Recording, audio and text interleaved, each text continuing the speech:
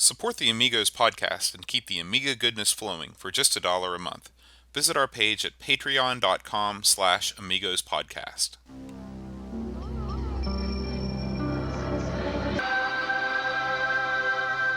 Amiga, the first personal computer that gives you a creative edge. Amigos, the podcast about everything Amiga. Amigos is a proud member of the Throwback Network, your home for quality retro podcasts. And now, here are your hosts, Aaron Dowdy and John Bodovkar Schaller.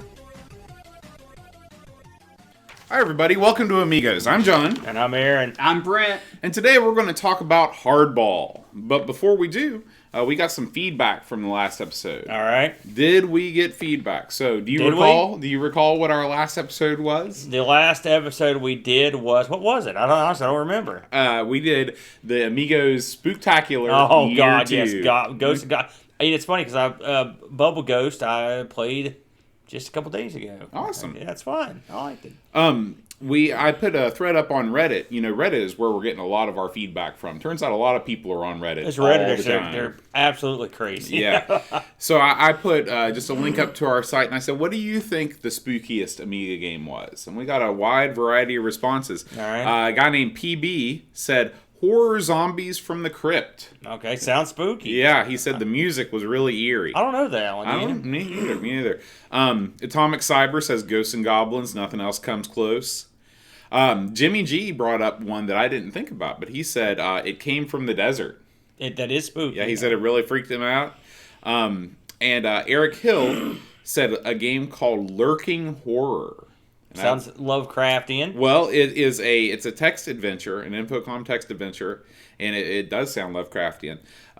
It's one of the few text adventures, maybe the only one that actually integrates sound. So as you're moving through the game, entering commands, you get some auditory feedback. Have a look at that. Yeah. So that is, and then he said second place was It Came from the Desert due to the awesome kitschy 50s horror vibe. He said the first time you see a giant ant cross your screen is a pretty freaky moment. It is, or when you answer the door and something crazy happens, or a fire breaks out, it just pops up. They do a good job with delivery on that. Yeah. What about go ahead. No. What do you think? Maniac Mansion was on the Amiga, right? Yeah, that had some freaky parts. Mm-hmm. Yeah, it's got that same sort of kind of kitschy horror. Well, it does. Movie. It gets you laughing just long enough to throw up something spooky. The first time you see the tentacle, click, click, click. You know what gets me is the opening cinematic for, I think it's Shadow of the Beast 2. Mm-hmm. When that lady's there with the baby and that thing comes, reaches down and, she screams and it flies off. I always thought that was real creepy. Yeah. And the music in that's kind of creepy too. All the Shadow of the Beast games have real creepy music. Those are almost worthy. Maybe for our next Spooktacular, we'll cover Beast 2 and 3 since we haven't done those yet. Yeah. Tune in next year. It's only 360 days away. We heard back from a guy named DJ Krookie. Krookie. Oh, Krookie. Kookie's better. And he actually wrote Alien Fish Finger. Oh, really? Yeah. That unfortunate named game? Right, that's actually really cool. He says, thanks for your playthrough of my game. And he said, check out the 2011 updated version. Oh, my word. Yeah, so we'll have We're to check all over that. that. We need to get some kind of. You need to ask this guy some questions. Yeah, DJ Krookie, I'll be right. Well done, Krookie. By the way, nice work. How would you say that? Cruicky? I'd just say DJ. Krookie. DJC. DJC. Even better. So, what news have we this week, Aaron? Let me consult the news machine of doom here. We had. Let me skip over here. We had some interesting stuff. For starters, did you notice the music video that Eric Schwartz made? I just saw. I guess it's new. It's called the Amiga song. It's to celebrate the 31st anniversary of the Amiga. This ring a bell? No.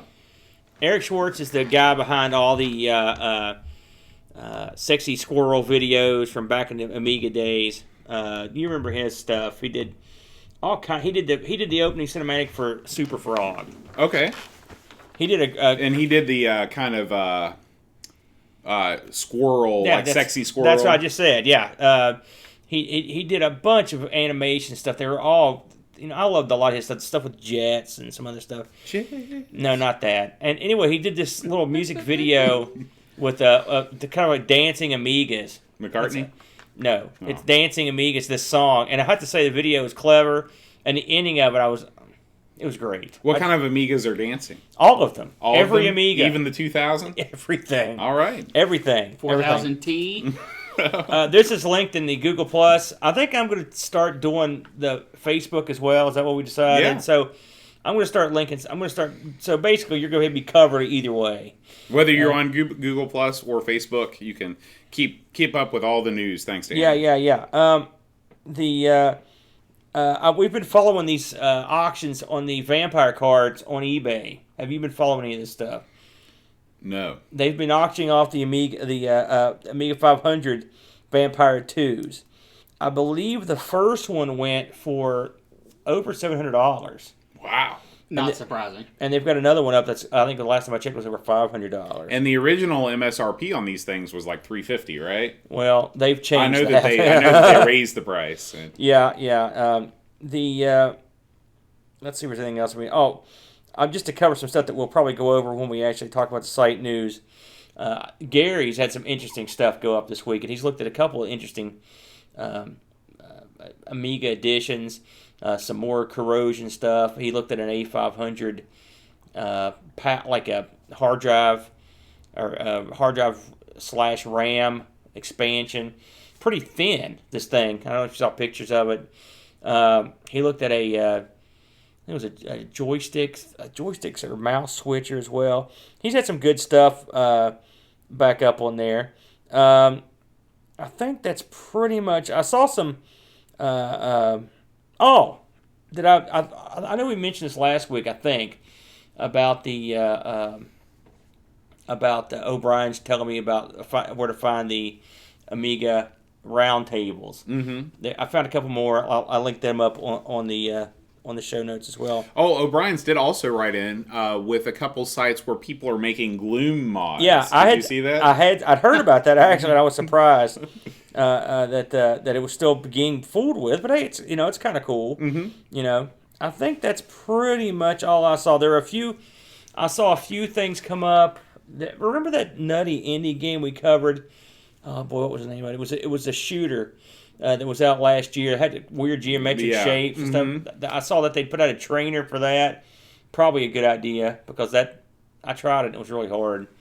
There are a few games that are in beta, but I don't usually talk about that, so I'll hold off. That's pretty much all I got. Okay. Well, we had a ton of site updates this week. Yes, we did. It was crazy time. We want to welcome, again, Gary Hucker to the Amigos writing staff. Yeah, he's been a machine, too. He's been putting up some really good stuff. He, just keeps on coming with all these, resurrecting these Amigas and talking about kind of the more obscure, the Super RAM 500RX. That's the one. I also got some news today. We have a new writer, a new writer. Really? Who's going to be writing for us. None other than Guru Anthony from the Guru Meditation. Wow. Yeah, he's going to be writing some articles for us. Slick. And he's interested in actually him and his buddy are going to drive down to Hurricane from New York to record a joint show together. Oh, wow. Yeah. That'll be something. Yeah, Those guys are great. He's like, you guys are in West Virginia? That's not too far away. And I was like... Wait, from where? From New York. Are they from Europe? They realize that is a long way. Well, and they may be thinking about maybe like Wheeling or someplace like that, and we're not exactly in Wheeling, but hey, you guys want to come down? Yeah. The Amigo studio is open to you. Prepare to be humbled if they show up. We will be but drilling fools at their feet. So look for an article from Guru Anthony in the near future. I like it when these other podcasters show up. Yeah. Any podcasters, I don't care what you do. Feel free. Just give us a call. We'll have you on. That's right. Flack, anytime. Of course, Dreamcatcher, he's been at it. just writing up a storm. Every time I go on there, it's another 20,000 word review. Machine. He published a couple things. He did one last week that I forgot to cover about an anti-smoking game called Don't Breathe Now. Yeah, I did see that, actually. Yeah. I read that. And he put up a great article about all the unused assets in Amiga games. Yeah. And where those things pop up. I mentioned that, when I responded to that, because that was another interesting article. That was those unused assets are how Donkey Kong 2 came about. That's how that guy who made the hack of that, he used all the unused assets in Donkey Kong to make that game. Mm-hmm. And it's a good game, so sometimes you can use that stuff. Yeah. He put up a new Xenomorphs in Ditto Land. This time it was a clone of Mario Brothers, and the name of the game is called Doody. Doody. Yes, I read that one too. Wonderful.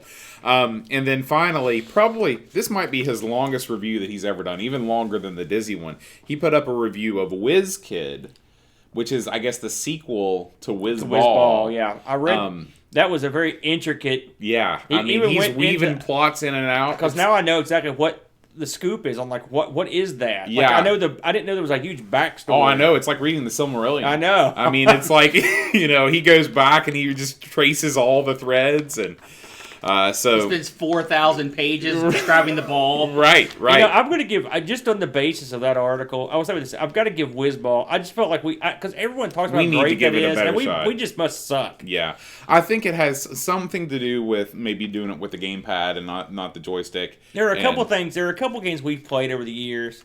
The years, I say now, because we're nearing our... We are. But, and Whizball, and I tell you, as much as I've ragged on it and killed it, I've never understood how everyone can like North or South. There's got to be something I'm missing. Well, now that we know how to properly emulate better, I think that maybe we can handle some of those speed issues possibly. Even with Hardball, I use those same configuration settings for Ghosts and Goblins, and it worked like a charm. So, and just in case people are into emulation and they're curious about the settings that we're using, it is. And this came from Paul Kitching. You want to use 1.3, which, Aaron, that's what you suggested. You want to use 512 fast RAM and 512 chip RAM. And there was one other piece of the puzzle. Oh, yeah, and then just a plain Jane 6800, not the 030 or anything really like not. There wasn't much that supported that newer stuff. This reminds me, this isn't news, but it's sort of sad news. I was just thinking that when you get your SCART cable, we'll be able to do a lot of actual Amigas. Oh, here he pops it out. You don't mean that SCART cable, do you? So I've got, as I untangle it from the computer cable, which is precarious enough as it is. Toilet paper. So this is a Amiga RGB to SCART cable. Now, the problem is that the adapter that I have is also a male end. Oh, so it's not going to work. So you need a female. Yeah. So what I think I'm going to end up doing is getting a SCART to HDMI adapter, and then just buying an HDMI. I thought you had a SCART to HDMI adapter. No, I don't. What do you have? I've got a SCART to composite adapter, but it's male. It's not female. So have you looked for a gender changer? I posted on the Amiga Reddit and was soundly told that would not work by multiple people. So, it's time anyway. We need to get a better capture card anyway. So it's coming. But we've got this piece of the puzzle. I ordered this from that European Amiga shop that starts with a V, Versailles or something like that. And what did it end up running you, Bo, after shipping? About $17. That's not bad. Not bad. Well, along these lines, I have been cursed with yet another Amiga problem. This time, I fired up my CD32 this week to play some games. I had my rig set up, and I was going to use a super video output, and lo and behold, when I boot up a game, and for some reason the screen, I'm losing some of the screen or all of the screen when a game's playing. I don't know why. I'm going to have left or right or up and down. It's hard. Imagine if you take the video cable and your VCR or your television and just start slightly pulling it out, and right when you get to the point where there's barely any contact, it'll do that basically. And it's every port. I'm going to look into it. In fact, this weekend I'm going to do a lot of this stuff and try to figure out what the problem is. I have a feeling, I've been doing a little research on my Amiga 1200 problem, and I think, and Gary Hucker, of all the people, is the one that got me to thinking about it, I'm wondering if I'm not having a battery meltdown in my 1200. Oh, yeah. Because I've read that it's always a worry. The battery is near some of those little controller areas. So I'm going to, this week is the week, this weekend, I'm going to pull both those open. I've actually got a little spare time, and I'm going to try to figure out what's going on. But I have gotten the Amiga 1200 up and running enough to where I can record some stuff. I've got 3 of them in the can, and I'll be putting out 3. I think I've got Stunt Car Racer. We're going to do bar games. And I also did, what was it? I did another one. I can't remember what it is off the top of my head. So it should be 3 Amiga plays coming out for me. But I'm going to tape when I pop these things open, too. So there should be some watch a dumb guy fumble around in the dark videos for me as I try to figure out what's wrong with these things. People like that, whenever I make little videos of like the Amigo Studios and stuff like that. We need this is Amigo Studios East. Yeah. Yeah, great. Well, the problem is anytime I'm fumbling around in the dark, I'm wrestling with things that are expensive, old, and they can't be replaced.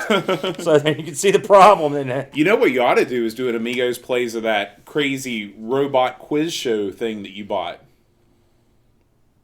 You mean the 2XL? That's exactly what I'm talking about. People would love it, Amigos plays of that. I might do it. I've got several 8-tracks. If he didn't eat them, I might be able to pull it off. Awesome. You remember him? Uh-huh. Yeah. You didn't like 2XL as much as I did you? Jerk. How can you say that? Well, he wasn't born in the late 60s like you were. So. Oh my. One of the Amigos was choked to death with a SCART cable earlier today. You better drink a lot of that booze. If he was drinking booze like that, I'd be afraid. That would be scary. That's John Bonham. Britt, what do you got to contribute today in the news and feedback zone? I like Amiga. Excellent. Nice work, dummy. So it's time to move on though to Hardball, which is a game that is near to both of your hearts. You put a lot of hours into this game. This is one of those games that I didn't play. I don't know that this game came. If it did come to the Atari computer, I never had it. I always had Star League Baseball for the Atari 800. Star League was a sort of different type of game. That was like it's a top-down bird's eye view. Not nearly as graphically impressive as Hardball. Even the C64, the 8-bit version of this game, still looks good. By the way, this did come to the Atari. Did it? I figured it came to everything. Yeah. This was a big release. Yeah. So, why don't you tell us a little bit about the overview, Aaron? Okay, Hardball, of course, one of the reasons we picked this was because it was much like bar games. It was also from Accolade. Accolade put out also the big World Series that just happened. And the big World Series. Did anybody watch that? Oh my gosh. Yeah. I watched the last game, the rain delay, the sweat and bullets. How long did the rain delay go in there? 15 minutes. Yeah. Not too bad. But apparently, the speech given in the Cubs locker room was epic. Yeah. I haven't been a baseball fan for about 20 years. When the steroid scandal hit, I was pretty much done. Because those were your guys. When I left, my National League team was the Cubs. So, Mark Grace. Good to see them finally win. I was rooting for Cleveland. Although, really, this was a battle of towns I don't care about. And my team stinks. But, yes, so it was also World Series time, so we picked this one. So, Hardball. On the Amiga, it came out in 87. I believe it debuted... I know it debuted on the Apple II. Really? And I believe it was 80. It was like 86 or 85. Even it was pretty long back. So it's funny that 85. That's exactly when it was. So if you think about it, this game was incredibly old. Yeah. All things considered. It was published by Accolade. It was developed by an outfit called Distinctive Software. Now, Distinctive Software was sort of specialized in sort of sporty type games. I've played some of these. I'm going to read some of these off and see if you guys remember any of them. They did a 4D sports boxing, which I remember that one. 4D sports driving. No. Bill Elliott's NASCAR Challenge. Yes. They did Dick Tracy, The Crime-Solving Adventure, which was the graphical adventure game. Like a Scum type game? Well, I don't know. I haven't played it, but I do remember seeing it. I've never seen it. They did this game. I remember the International Grand Prix Racing Cycles. They did Hardball 2. They did some Mickey learning games. But the big games they did, let's see if you remember these. Test Drive and Test Drive 2 The Duel. Oh, yes. And both those, which are tremendous games. And I assume they were... We need to do a test drive game at some point. I can't believe we have not done one, actually. It's quite amazing. So anyway, they were pretty good hands. They worked with Accolade a lot back in the day. Accolade themselves put out a ton of good games. Bar Games is the one that immediately comes to mind. But they did a lot of stuff. I mean, they were a pretty big-time publishing house back in the day. One thing that this game reminds me an awful lot of, this is a duh moment, but it's eerily similar to Fourth and Inches. You remember that one, the football game. Oh, yeah, I do. I've never played it. It is the exact, if you took the engine from this, I'd say engine. Up, down, left, right, mechanic. Yeah, and put it in football. Yes. Now, it works better in baseball. It does. But it was a pretty playable football game. I remember enjoying it, yes. Yeah, and I don't remember if they did any sequels to it like they did Hardball. I don't remember, do you remember Fourth and Inches 2 or 3? I don't remember. I don't. But I think football had a lot of big hitters emerge. Yeah. When it would have been having a sequel. We've done some of these Accolade games in the past. Jack Nicklaus Golf, Elvira. Obviously Bubble Ghost which I think is the reason why we jumped on this in the first place. So let's talk about what Hardball is. Hardball is basically it's an American baseball game. You have two teams. You don't get to choose your teams. You don't get to choose your players. They're hardwired in. All right. Now that would change, I believe, in Hardball 5 when you could actually. Holy cow! They did 4 sequels before you could actually change your team. Well, Hardball 5 is the one that I remember. I know that's one where you could edit stats.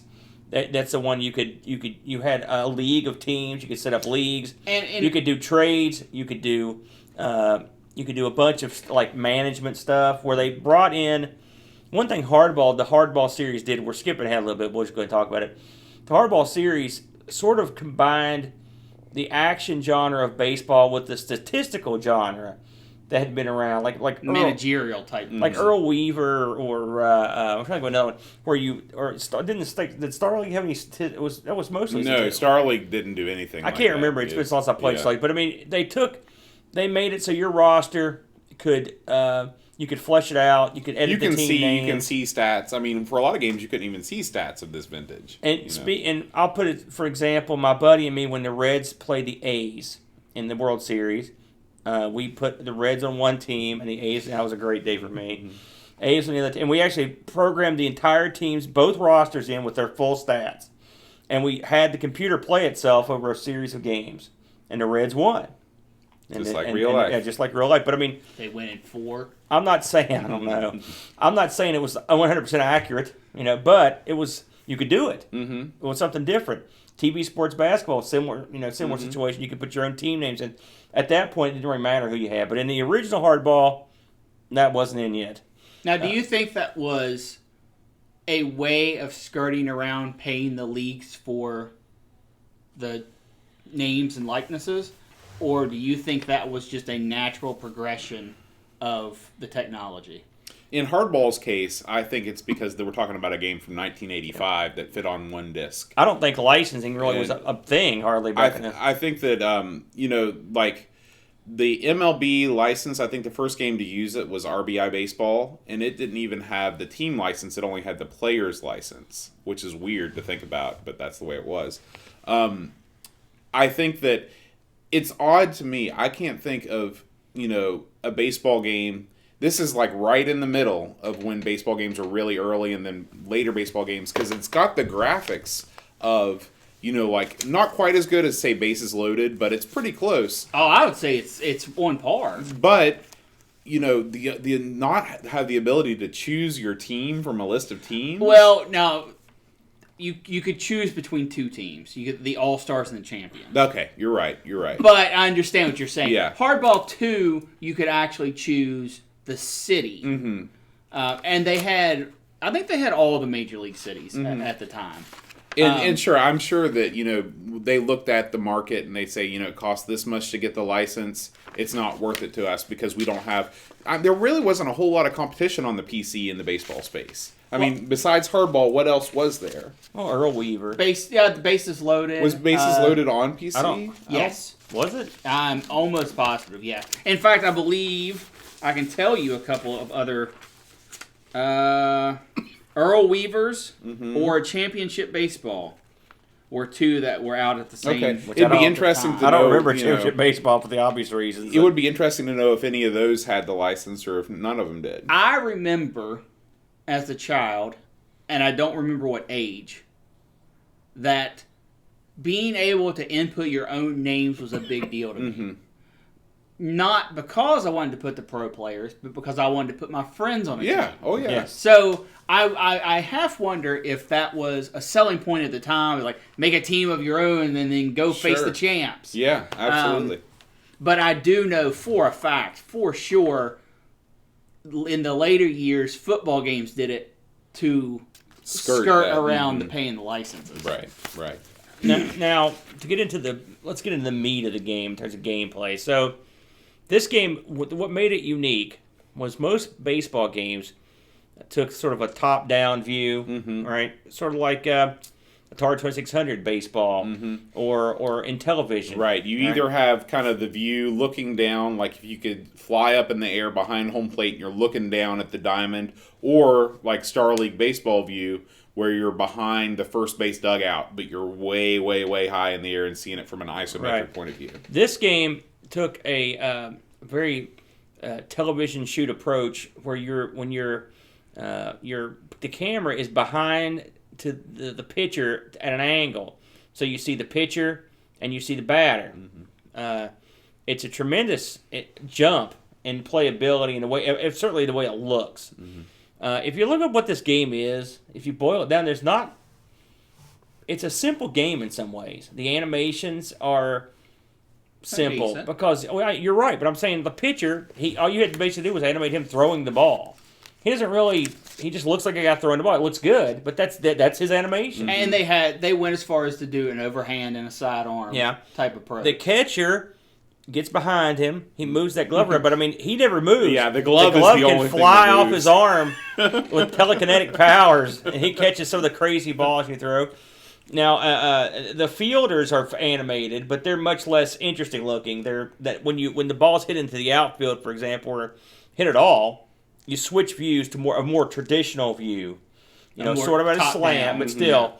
And then you can, but they do give the illusion that the ball is in flight. You can, I mean, I didn't have any trouble really telling if the ball was in the air. Once you played a few times, you could understand it. If it's a ground or whatever. Yeah. Now,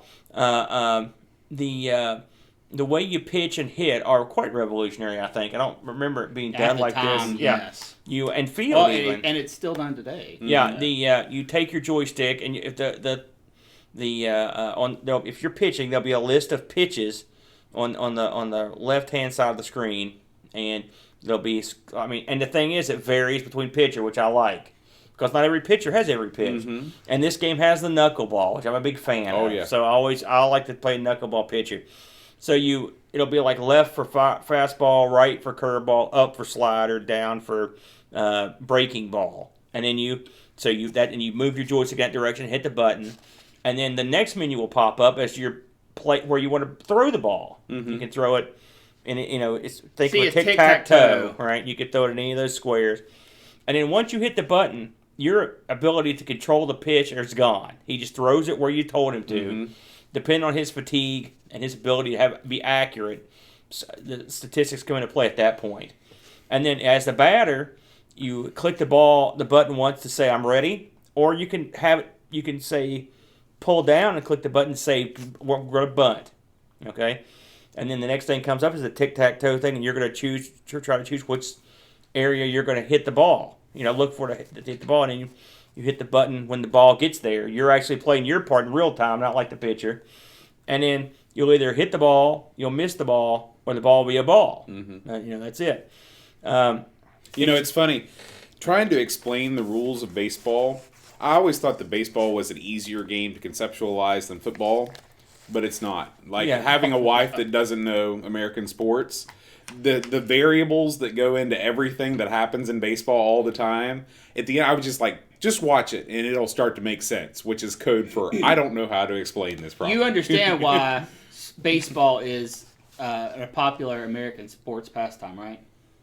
No. Statistics. Oh yeah. 100% It's statistics. the only thing that keeps the game from being unwatchably boring. It's that. I mean, that's why it caught on, because you can always, if you want to be knowledgeable about it, you can say, "Oh, I know this. All this Right. dude's Oh, stats," yeah. and then that says to someone else, "Oh, he Right. knows blah blah blah." Yeah, being able to read the box score, even keeping score. Like you don't keep score for any other sport with the pad and stuff. And you're right. The I think playing baseball is more fun than watching it. Absolutely. And playing, and I will say this game, despite the fact that you're looking at something that's 31 years old, right? It's still a playable game. It looks remarkable, in my opinion. It does, and it plays well. And what I like about it is, most baseball to this point have been pretty cut rate, right? Now, not everybody. Like my favorite baseball game of all times is the Intellivision MLB baseball. It gives you total control of your character on your gamepad. It's the only thing that uses that gamepad perfectly, in my opinion. Now, That said, it's not a real looker. it's not. Well, again, it's the Intellivision. But I mean, and playability. But this game is an excellent bridge between the two. It gives you. I mean, it's amazing. The one-button joystick interface they came up with for this is genius.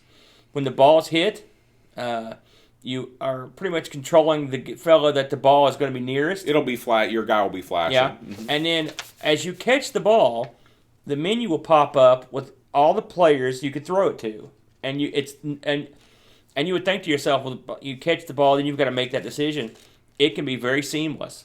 I was throwing guys out at first base sometimes. I had plays, very exciting plays, where I'd get a guy at home plate, with a good throw. You could hit the cutoff guy.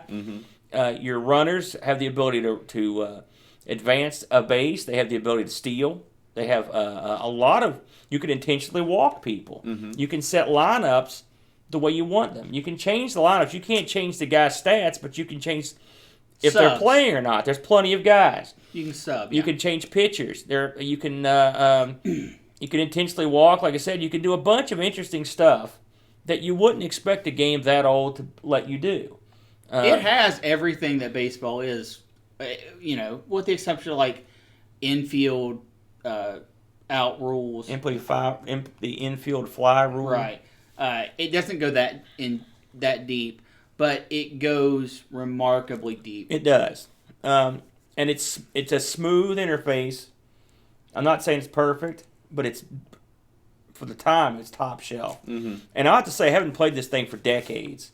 And to go back and play it this week was sort of a joy. I played the computer. I think I played 4 full games, and I played a couple. Wow. Where I played a couple where I was just like, I played for a little while. I was like, okay, I'm getting murdered. But Did you find the AI to be pretty fair? the AI is tough. It ramps. It starts out, swings at anything, and it actually When as ramps the game up goes as you go on, I thought I had to agree with you on that. No, it does. The for first couple sure. innings, you can knock them out, and I'd be doing great, and then I'd get murdered. Hitting is difficult for me, And that's the biggest complaint of the game, was hitting was too hard. But hitting is hard, and so it's not entirely unrealistic. Yeah, it's also hard in real life. Yes. So. And so I thought that was neat. I like the ability to I love the ability to swap players. I mean, you can do weird stuff, like put a pitcher out in left field. You could put 3 or 4 pitchers in and swap between them. You would never do this in real life. It gives you that freedom. Sure. And I mean, they didn't have to do that. Now, when you start the game, or when you go to a timeout, there's a screen that lets you do your managerial maneuvers. This is an ugly screen. They did not go out of their way to make this part of the game attractive in any way. Right, but the text is easy to read. It's easy to read. It's functional. And really, I think the graphics mode on the Amiga that you have to fit that many columns of text on the screen, I don't think they could have done it. You might be right. It's very utilitarian, right? Now, that said, when you hit a home run, it is not impressive. Your guy runs the bases. He that's goes it. over the ball. You hear some noise, and it says "home run" in a little box. Mm-hmm. You know, There's no fireworks. no, he's not strutting Yeah. like the Nate. He's just he runs a base. He's not taking a wide turn at first. He ain't doing jack. I'd love to see the Nate hit a home run. Oh yeah, that'd be great. I like some of the little flourishes. For example, when you're looking from the pitcher's perspective, you'll see a guy leaning out of the backstop in the back, and he's occasionally you'll see him blow a bubble. He's chewing gum back there. You know, Yeah, you notice the that? managers and stuff. Yeah. So I thought that was cute. And did you notice he's chewing the same color gum as his team? Is it- The red team, red team That's chews right. red gum. The blue team chews blue gum. It's a simple game in a lot of ways. Baseball, I mean, I know you just said it wasn't, but it's in a lot of ways baseball can be a simple game When you grow up with it, at the it's simple. at the basic level. Did you feel like you could pick this up and immediately you understood everything? No.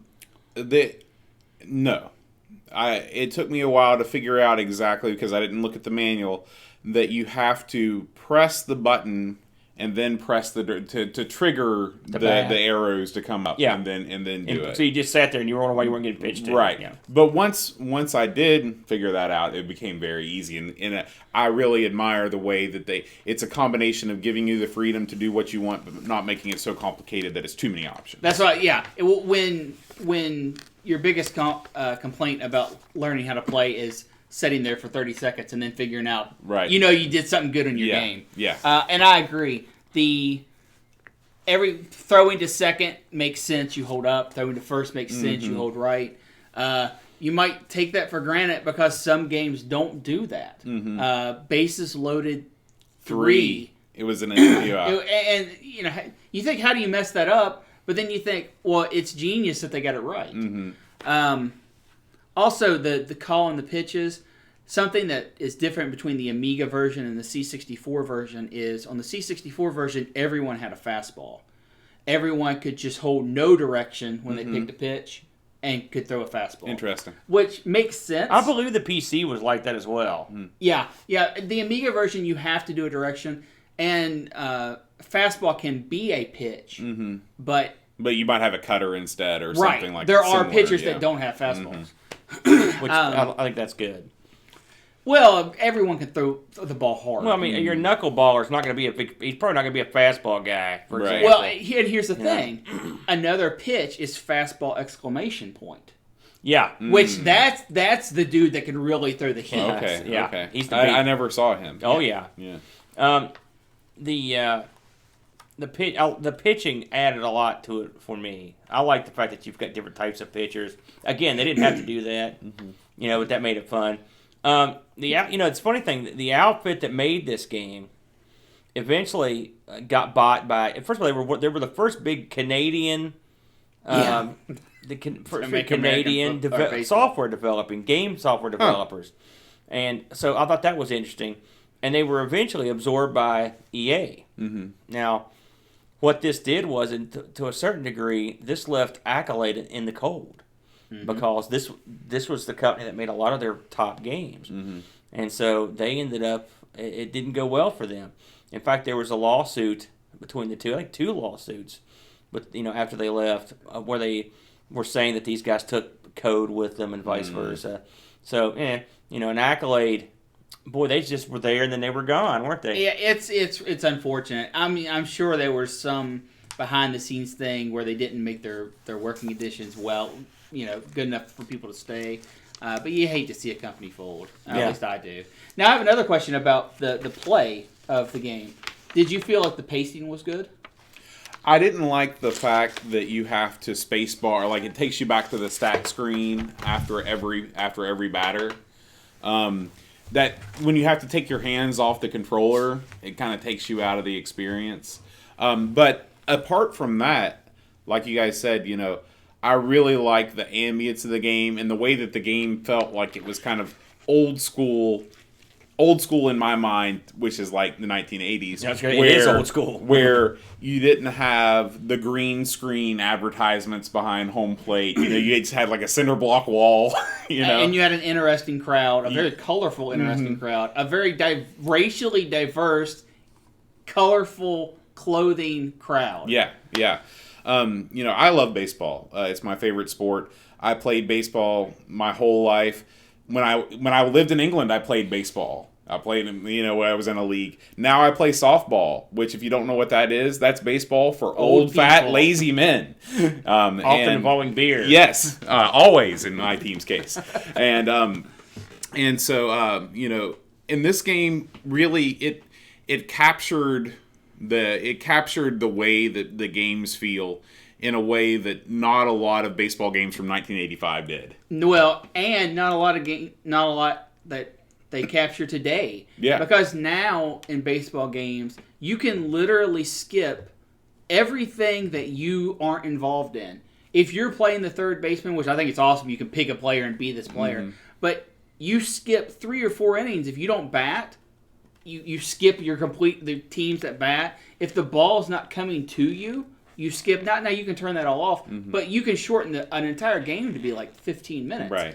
I appreciate the pacing of Hardball because it does feel like baseball. It does. Mm-hmm. However, it also feels like baseball, right. and baseball is a very slow mm-hmm. sport. Right. And if you're not into that and if you can't get yourself in that mindset, you're not going to enjoy it. The thing is, I will say this for our European fans who may not be I noticed that we had a lot of hits from Israel in the past couple. I don't know I think that was a hacker. I don't know, but for anyone who is not acquainted with baseball, and you're thinking to yourself, "I'd like to get in here and maybe I'd like to give this a shot."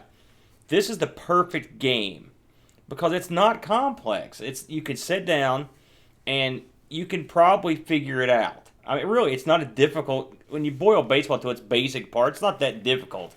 I'd have to play. Because I don't want to tell people this is the one. If you have an Amiga, this is the one that you should play. If you have multiple systems, this would not be the game that I would recommend you play first if you don't know baseball. Which one do you think would be simple? Oh, I think RBI Baseball on the regular Nintendo. Little League Baseball is a vastly superior game. I'm not saying superior game. There's tons. But this is a one-button joystick game that has literally minimal input from you. You don't have to do anything. You're going to be frustrated with the hitting. Too frustrated. You are. Because it's realistic hitting. Yeah. If you go an entire game and get 12 hits, you're like, yeah! Yeah. But that said, if you have an Amiga and you want to try a baseball game on the Amiga, how would you compare this to Earl Weaver? Was Earl Weaver on the Amiga? Yes. Was it? I know Hardball 2 was on here, which we haven't. I didn't look at for this review. We may go back and look at that one sometime. I remember Hardball 2. Different pitching angle. It's a little different. It's a lot different. But I remember playing Earl Weaver way back. This is a Earl Weaver had roster discs and stuff that this doesn't have. Mm-hmm. So Earl Weaver was more statty. But and when it comes to just ease of play, this one I think is just. And if you were something to pick, I mean, 4th and Inches is the same way. Is it the best football game? Absolutely not. Is this the best baseball game? Almost certainly not. But if you want to sit down and play something real quick, that's fun, that requires minimal knowledge of the sport or minimal effort, just for something for fun, I think this is a fun game. If you want to grab a beverage, sit down, and figure out American baseball, and don't play some high-paced shooter beforehand, just sit down and just say, I'm going to take 15 minutes to figure this sport out. 100% this is the game. Yeah, I agree. You can show me your article, by the way? Oh, well, are we going to the review? We're moving on. Okay, this game actually released twice. It released in 1987 and then re-released in 1993, which is mind-boggling to me. It was probably part of a compilation hits thing, I'd wager. No, it was a standalone game. It was still, I'm sure it was released on a greatest hits type thing. No, it was just a budget game. Yeah, it was released as a budget game, but not with other games with it. It was alone. Right. The 1987 release was mixed reviews, but it was far more positive than the 1993 release. Apparently, the 1993 release changed next to nothing. Which I guess if you played this in 97 and then 87 and then someone handed it to you again to play in 93, you're going to think something's going to change. Things are going to get better. Maybe the batting's a little bit easier. And then when it's not, you get punished for it, and the reviews punished it. Something I printed out that was kind of amusing. If you look right Keep going. here, this little block of gray, that's an entire review of the 1993 version. That little square of text is what they decided was worthy of giving the game.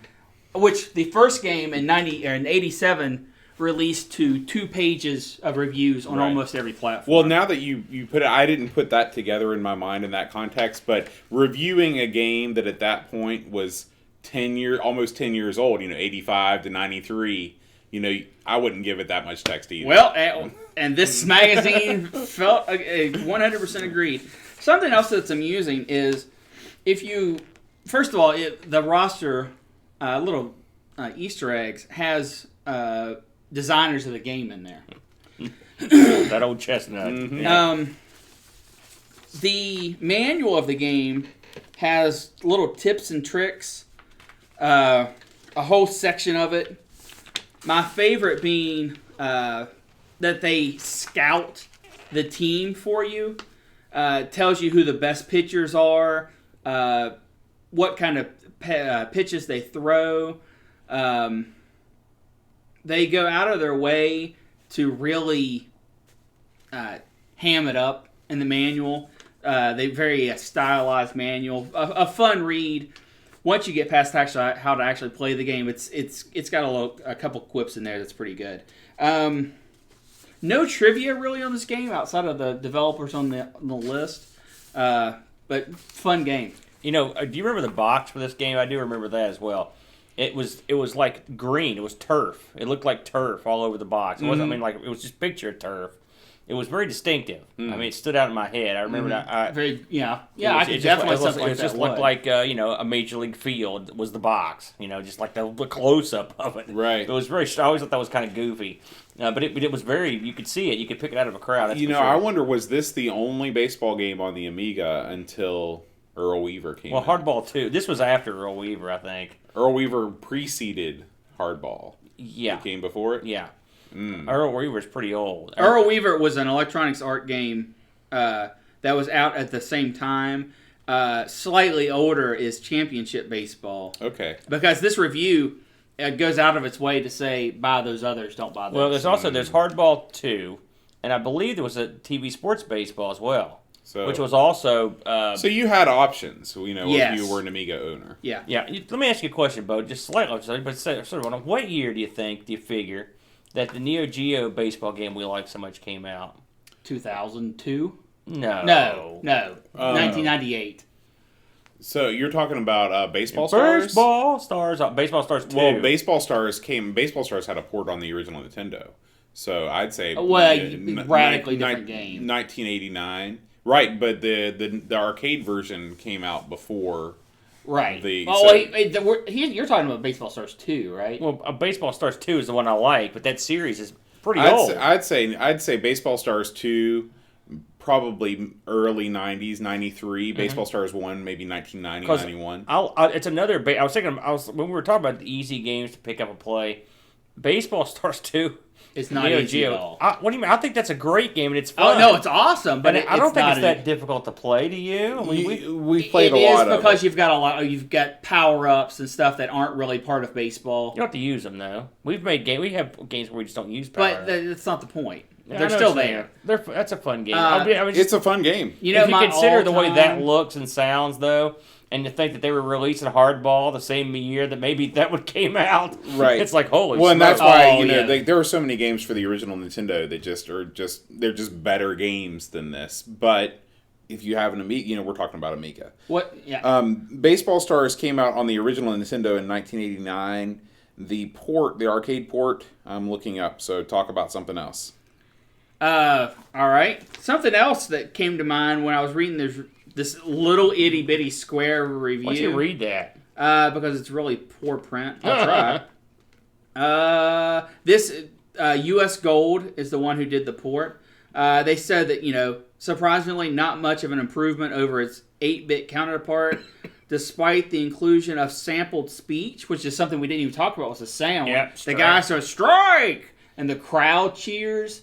Very good. Actually, the crowd continuously murmurs, which you'd think would find it be annoying because it's a complete loop, but it breaks up the silence just enough. It's great. There are so many Amiga games that we play that are just dead silent, and I was so fearful that this would be one of them. But the crowd noise, that ambient sound, it's great. It's it was awesome. good. I will say the sound in this, I don't know how much of an improvement this was over the C60 core. This was a huge... It was not. It was an improvement in color count and stuff like that, but the graphics are almost identical. And not in a bad way. The C64 was just as the C64 version was one of the biggest selling C64 games. It was a huge seller. Yeah. I was surprised at how little difference there was between the Amiga and the C64 version. I mean, the Amiga version's definitely got more colors on the screen, but apart from that, I mean, C64 looks pretty good. Well, and that's not to speak ill of the Amiga version. No. It obviously looked better. Right.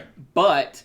it just says how good the C64 version looks. Right, and I'm sure that when making the port, they could have done a better. They could have utilized the Amiga more, but they pushed it as far as they thought they needed to. Yeah, I mean, because digitized speech on the Amiga, stuff like that's no big deal. I mean, you can do that. On any game. Baseball Stars released in the arcades and on the Nintendo in the same year, 1989. Baseball Stars 2 released on the Nintendo and the arcades in the same year, 1992. See, 92? So it predates the re-release of this.